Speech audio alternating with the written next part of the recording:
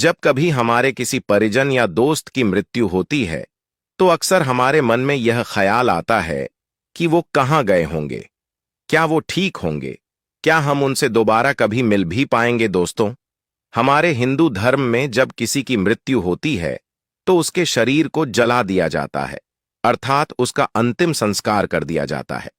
लेकिन क्या कभी आपने सोचा है कि अंतिम संस्कार के बाद आत्मा के साथ क्या होता होगा और वो कहाँ जाती होगी? अगर आप भी इसके पीछे का रहस्य जानना चाहते हैं तो इस वीडियो को अंत तक जरूर देखिए। नमस्कार दोस्तों, आपका स्वागत है। आपसे विनती है, कमेंट में जय श्री हरि विष्णु लिखकर परमात्मा को अपना आभार व्यक्त कीजिए। दोस्तों, जीवन और मरण की सारी बातें गरुड़ पुराण में विस्तार से बताई गई हैं और गरुड़ पुराण के अनुसार जब भी किसी की मृत्यु होती है तो यमलोक से 2 यमदूत पृथ्वीलोक आते हैं और सिर्फ 24 घंटे के लिए आत्मा को पृथ्वीलोक से यमलोक लेकर जाते हैं और उन्हीं 24 घंटों के दौरान मृतक के परिजन और उसके परिवार वाले अंतिम संस्कार और अन्य क्रय कर्म करते हैं। वहीं दूसरी तरफ उन 24 घंटों के दौरान ही यमदूत आत्मा को यमलोक में उसके पूर्व में किया गए अच्छे बुरे कर्मों को दिखाते हैं।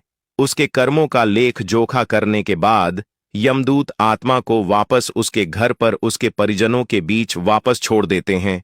उसके बाद 13 दिनों तक आत्मा उसके परिजनों के बीच ही रहती है और सब कुछ सुन देख सकती है और परिवार वालों को रोते हुए देख उनसे बात करने की कोशिश करती रहती है, लेकिन उसको कोई नहीं सुन सकता, ना ही देख सकता है।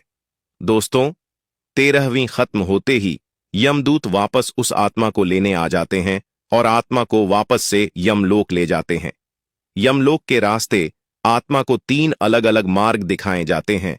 अब उस आत्मा को किस मार्ग में जाना है वह उसके द्वारा पृथ्वी में किया गए कर्मों पर ही निर्धारित होता है।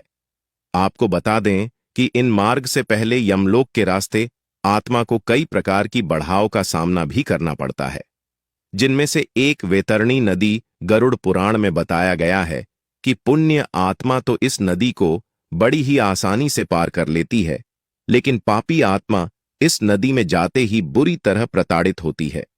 भगवान विष्णु गरुड़ को बताते हैं कि इस नदी का रक्त रूपी जल कीटाणु कीड़ों और साथ ही घड़ियाल मगरमच्छ जैसे जीवों से भरा रहता है।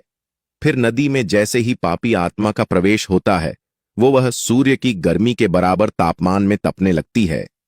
जब वो तापमान उससे बर्दाश्त नहीं होता, वो आत्मा उस रक्त रूपी जल में डुबकी लगाने लगती है।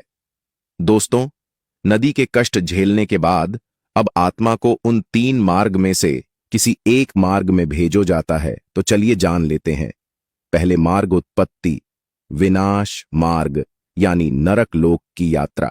दोस्तों, जो मनुष्य अपने जीवन में बुरे कर्म करते हैं, जो सिर्फ खुद के बारे में ही सोचते हैं और पाप वह पुण्य में फर्क नहीं समझ पाते, उन्हें नरक लोक जाना पड़ता है। आपको ये भी बता दे कि गरुड़ पुराण में अलग अलग नरकों का जिक्र किया गया है जहां पापी आत्मा अपनी सजा भोगने जाती है। जो लोग अपने शौक के लिए जानवरों की हत्या करते हैं, यहां उनके इस कर्म की सजा में उन्हें खोलने हुए तेल में उबला जाता है। जो अपने साथी को केवल लाभ या उपयोग की वास्तु समझते हैं, इस नरक में उनकी आत्माओं को गम डंडे से मारा जाता है। जो दूसरों की वस्तुओं में नजर रखते हैं, यहां पर उन्हें तब तक मारा जाता है जब तक वे बेहोश न हो जाएं। दोबारा होश आने पर फिर दोबारा उन्हें ऐसे ही मारा जाता है। यह सिलसिला तब तक चला है जब तक कि सजा का समय समाप्त ना हो जाए। दूसरा मार्ग होता है धूमा मार्ग, जिसे पितृलोक का मार्ग भी कहते हैं। दोस्तों, पितृलोक एक तरह से वेटिंग रूम के जैसे होता है। जब किसी आत्मा को उसके कर्मों के अनुसार स्वर्ग या नरक दोनों ही नहीं मिलता है तो उसे आत्मा का वापस से धरती पर जन्म होता है। लेकिन जब तक उसके द्वारा किया गए कर्मों के अनुसार उसके माता पिता का चुनाव जाता है, तब तक उस आत्मा को पितृलोक में इंतजार करना होता है। फिर सही समय आते ही उसका दूसरे शरीर में जन्म हो जाता है। दोस्तों, साल भर ये आत्मा पितृलोक में ही निवास करते हैं।